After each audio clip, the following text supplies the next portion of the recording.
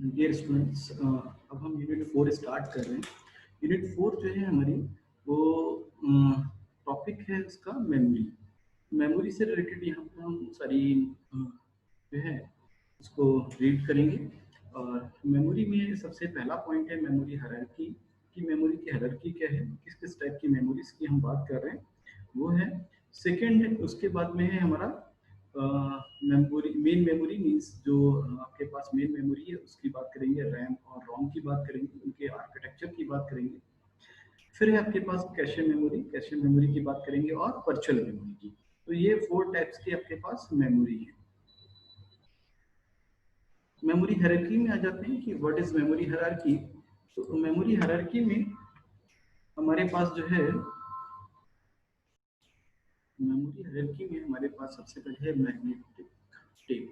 Magnetic tapes क्या होते हैं, जो पहले आपके पास सेकेंडरी मेमोरीज के लिए यूज किए जाते थे, जहाँ पर आपके पास डेटा स्टोर होता था। तो ये मैग्नेटिक टेप्स होते थे। अब हम मैग्नेटिक डिस्क की बात करें, जो डिस्क होती हैं वो भी आपके पास सेकेंडरी मेमोरीज के लिए यूज की जाती है। जैसे आप हार्ड डिस्क यूज करते हैं, वो भी आपकी सेकेंडरी मेमोरीज है, उसका यूज करते हैं आप। ये सारे के सारे आपके पास क्योंकि सेकेंडरी स्टोरेज है आपके पास, जो भी एक्सिलरी मेमोरी है उसको हम इनपुट आउटपुट प्रोसेसर के साथ ऐड करते हैं। ये आपका पास IO IO means input output. तो इनपुट और आउटपुट आपका प्रोसेसर है, ये इनपुट आउटपुट प्रोसेसर है। ये आपकी मेन मेमोरी है, जो मेन मेमोरी की हम बार बार मेमोरी की बात कर रहे थे, तो रैम या फिर रोम कह रहे हैं, ये हमारी मेन मेमोरी है। सीपीयू से ही मेन मेमोरीज आपके पास अटैच रहती है। मीन्स आपके पास इनपुट आउटपुट प्रोसेसर के थ्रू डेटा मेन मेमोरी में आता है और फिर वो सीपीयू को ट्रांसफर होता है। सीपीयू और मेन मेमोरी के बीच में एक मेमोरी और होती है जो सबसे फास्ट मेमोरी होती है, जिसको हम बोलते हैं कैशे मेमोरी। तो कैशे मेमोरी आपके पास क्या है, फास्ट मेमोरी है। फास्ट का मतलब क्या है आपके पास, फास्ट मेमोरी का मतलब है कि फास्ट है जो आपके पास सीपीयू है इसकी स्पीड, सीपीयू की स्पीड आपके पास और मेन मेमोरी की स्पीड में डिफरेंस होता है। डिफरेंस क्या है कि मेन मेमोरी की स्पीड जो है वो मैच नहीं कर पाती है सीपीयू की स्पीड से। सीपीयू की स्पीड बहुत हाई होती है comparison to the main memory से। तब हमें क्या करना पड़ता है, आपके पास जो कैशे मेमोरी है बेसिकली ये फास्ट है। फास्ट का मतलब है इसकी स्पीड मैच करती है आपके पास सीपीयू की स्पीड से। ये साइज में बहुत छोटी होती है, स्मॉल साइज में होती है comparison to the main memory. तो डेटा जो है वो मेन मेमोरी के कंपेरिजन में यहाँ सर्च करना मिनिमम टाइम में होता है सर्च करने के लिए। So the speed is cache memory will match to the speed of the CPU. तो इस टाइप से हम दोनों की स्पीड को यहाँ मैच करा देते हैं। अब हायरार्की जो हमारे पास डिजाइन हो रही है, जिस हायरार्की की हम बात करें, तो हायरार्की में सबसे पहले हमारे पास क्या है, रजिस्टर है। रजिस्टर्स क्या होते हैं आपके पास, हम बार बार डिस्कस कर चुके हैं। रजिस्टर्स आपके पास जो सीपीयू में मेमोरी का काम करते हैं, सीपीयू में अटैच्ड रहते हैं। ये रजिस्टर्स आपके पास साइज में बहुत स्मॉल होते हैं बट फास्ट होते हैं, मेमोरी को बहुत ही फास्ट वे में ये एक्सेस करते हैं। इसके बाद कैशे मेमोरी है। कैशे मेमोरी की जो अभी हमने बात की थी, कैशे मेमोरी का साइज जो है वो रजिस्टर से बड़ा है बट स्पीड रजिस्टर से कुछ कम होगी। नेक्स्ट आपके पास मेन मेमोरी है। मेन मेमोरी का साइज जो है वो कैशे मेमोरी से और ज्यादा इंक्रीज होगा, ज्यादा होगा, बड़ा होगा। बट ये कैसी होगी आपके पास, इसकी speed comparison to this memory आपके पास कैशे मेमोरी कम होगी। जैसे मैग्नेटिक डिस्क है आपके पास, इसका साइज आपके पास और इंक्रीज होता चला जाएगा comparison to the main memory but speed कम होगी। फिर मैग्नेटिक टेप आपके पास, ये भी एक मेमोरी है आपके पास। तो जैसे जैसे हम ऊपर से नीचे की तरफ आएंगे वैसे वैसे साइज तो बढ़ता चला जाएगा इनका। बट साइज बढ़ने पर हमारे पास प्रॉब्लम क्या आएगी कि साइज तो बढ़ रहा है बट साइज बढ़ने पर इन सब का स्पीड जो है वो कम होती चली जाएगी पहले से। करेक्टरिस्टिक्स मेमोरी के क्या है कि मेमोरी की लोकेशन, लोकेशन का मतलब है वो कहाँ पर आपके पास, किस लोकेशंस पर है आपके पास इस टाइम। किस लोकेशन का मतलब है कि आपके पास एक्सटर्नल मेमोरी है वो, इंटरनल मेमोरी है, या रजिस्टर्स हैं सीपीयू में अटैच्ड है, या फिर दूसरी जगह है। कैपेसिटी का मतलब है आपके पास इसका साइज कितना है, कितने नंबर ऑफ द बिट्स को स्टोर कर सकती है, कैपेसिटी कितनी स्टोरिंग की। यूनिट ट्रांसफर, ट्रांसफर यूनिट आपके पास कैसे ट्रांसफर होती है कि आपके पास बसेस के थ्रू, डायरेक्ट सिस्टम बसेस के थ्रू कुछ ट्रांसफर करती है या फिर इनपुट आउटपुट डिवाइसेस के थ्रू ट्रांसफर करती है। एक्सेस मेथड की, एक्सेस करने का उनका मेथड्स क्या है, किस टाइप से उनको एक्सेस किया जाता है। परफॉर्मेंस वही स्पीड की बात हो रही है कि परफॉर्मेंस कैसी है, इनकी स्पीड क्या है, फिजिकल टाइप, फिजिकली किस टाइप के जितने रजिस्टर्स हैं आपके पास या फिर मेन मेमोरी है क्या है, और फिजिकल करेक्टरिस्टिक्स की इसमें बात करेंगे और इनकी ऑर्गेनाइजेशन की, how can be organise these memories. तो इसके करेक्टरिस्टिक्स हैं मेमोरी के। नेक्स्ट है आपके पास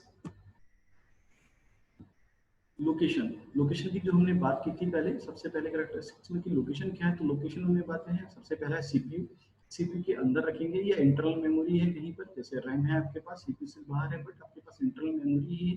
एक्सटर्नल जो हार्ड डिस्क है आप यूज करते हैं अपने सिस्टम में, जो एक्सटर्नल मेमोरी है, तो उसकी लोकेशंस कौन सी है, फर्स्ट लोकेशंस की बात हो गई।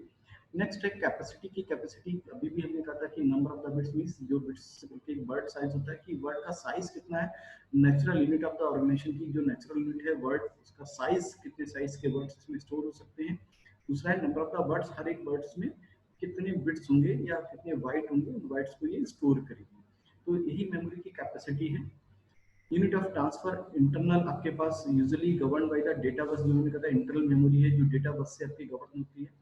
External usually a block which is much larger than a word. एक ब्लॉक्स एक्सटर्नल मेमोरी में ब्लॉक्स बने होते हैं जो वर्ड से आपके पास लार्जर हो, वो ब्लॉक्स ट्रांसफर करते हैं। ठीक है। एड्रेस यूनिट है आपके, एड्रेसेबल यूनिट जो है basically smallest location which can be uniquely address की एक छोटी सी लोकेशन है, किस लोकेशन पर जाना है।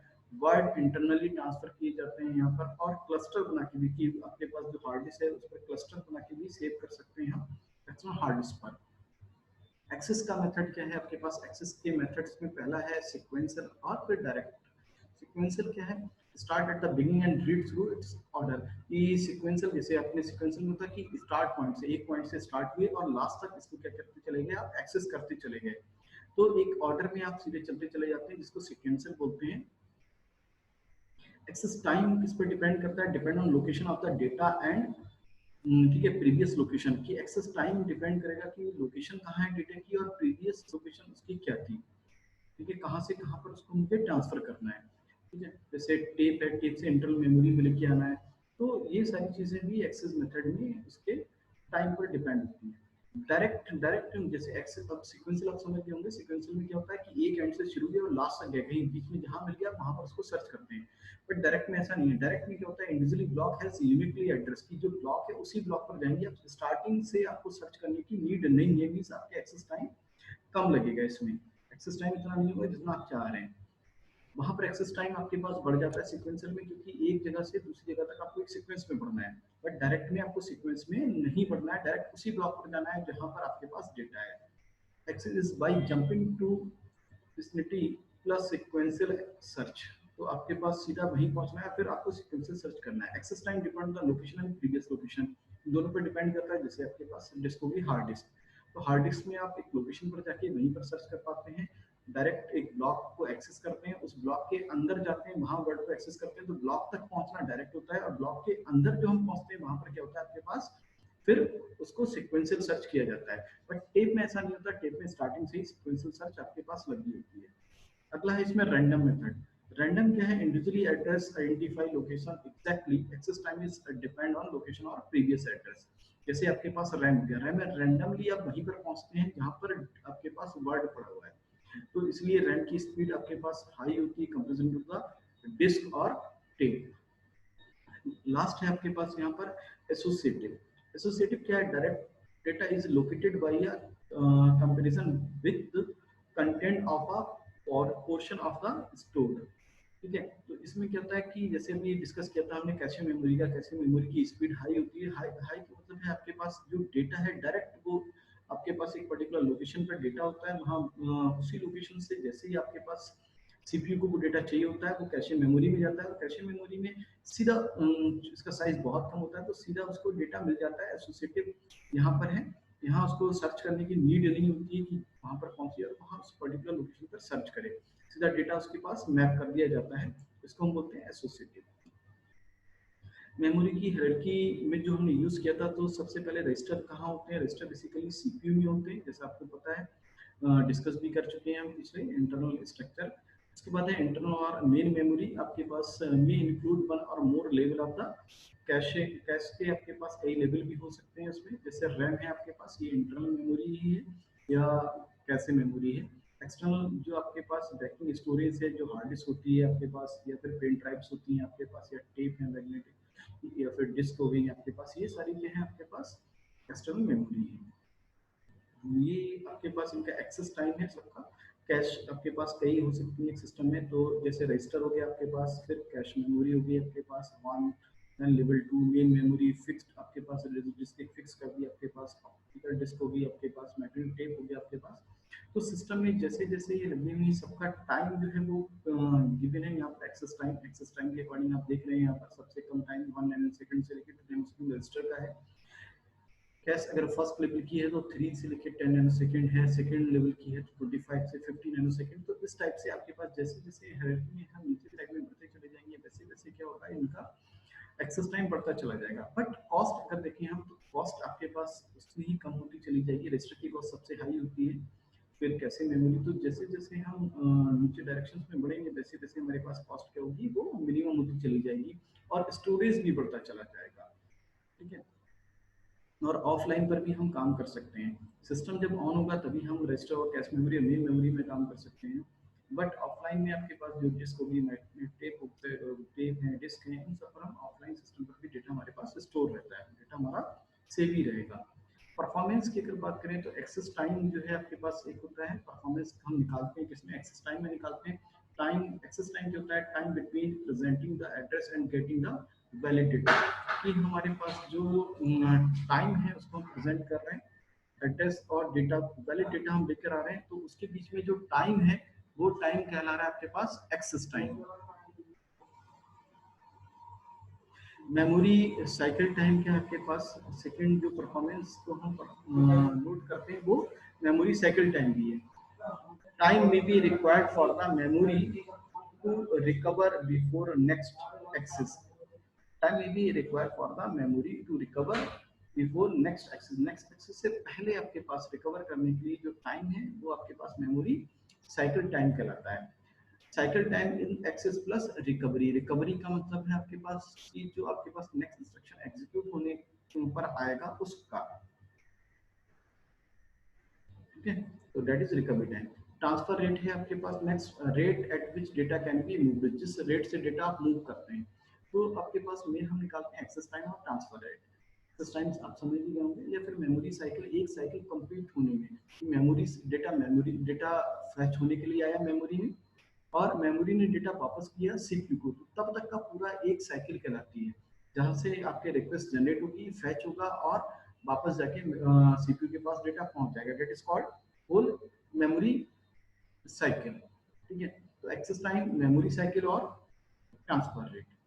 फिजिकल टाइप की, इसके फिजिकल किस टाइप की दिखती है, तो सेमीकंडक्टर से मिलकर रैम बनी होती है, मैग्नेटिक में से बनकर आपके डिस्क और टेप बने हैं, ऑप्टिकल से सीडी और डीवीडी जो यूज करते हैं वो बनती है, अदर्स में बबल्स हैं, होलोग्राम्स हैं, उनको यूज करके भी डिफरेंट डिफरेंट मेमोरीज हमारे पास डिजाइन की जाती है। फिजिकल करेक्टरिस्टिक्स क्या है इसके, डिके, ठीक है, वोलेटिलिटी, कि आपके पास वोलेटाइल है कि नहीं वोलेटाइल है, इरेजेबल की जो डेटा लिख दिया वो इरेजेबल है कि इरेजेबल नहीं है आपके पास। ठीक है, फिर है आपके पास पावर कंजप्शन की पावर है, उसको कितना कंजप्ट कर रही है पावर, आपके पास कंजप्शन है पावर या नहीं। ऑर्गेनाइजेशन इसका क्या है, physical arrangement of the bits into words, की किस टाइप से वो बिट्स को वर्ड्स में कन्वर्ट करती हैं। नॉट ऑलवेज ऑब्वियस कि पहले से ऐसा ना हो कि एक ही तरीके से पहले से करती रहेगी, जो टाइप हमने कर दिया कि इसी टाइप से ये ऑर्गेनाइज करेंगे डेटा को। ठीक है, तो ये भी सारी चीजें हैं। सेमीकंडक्टर मेमोरी के कौन कौन से टाइप्स हैं ये देख लेते हैं हम। जैसे रैम की बात कर रहे हैं, रैंडम एक्सेस मेमोरी आपके पास है। रीड राइट मेमोरी होती है, मीन्स रीड भी कर सकते हैं इसमें हम, राइट भी कर सकते हैं। इरेजेबल भी है, इलेक्ट्रिकली इरेजेबल हो जाती है ये बाइट्स लेवल पर। राइट मैकेनिज्म इसमें इलेक्ट्रिक होता है, और ये वोलेटाइल होती है। रॉम जितनी भी आपको सबको पता है वो रीड ओनली मेमोरीज होती हैं। वहाँ पर इरेजेबल जो है वो कुछ रॉम में जो प्रोग्रामेबल है वहाँ पॉसिबल नहीं है।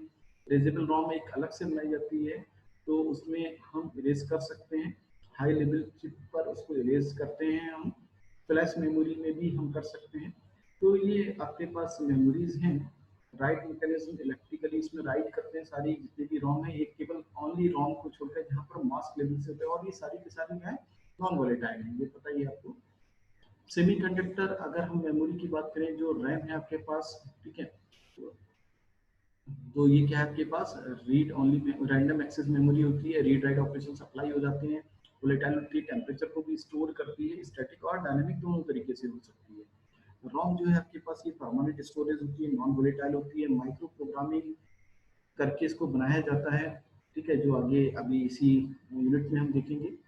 लाइब्रेरी सब रूटीन्स यहाँ पर कॉल किए जाते हैं इसमें। सिस्टम प्रोग्राम सीरीज बायोएस से सिस्टम प्रोग्राम जिसमें रन कर दिए जाते हैं और फंक्शन टेबल भी रन कर दी जाती है। तो thank you for watching this lecture. Now I am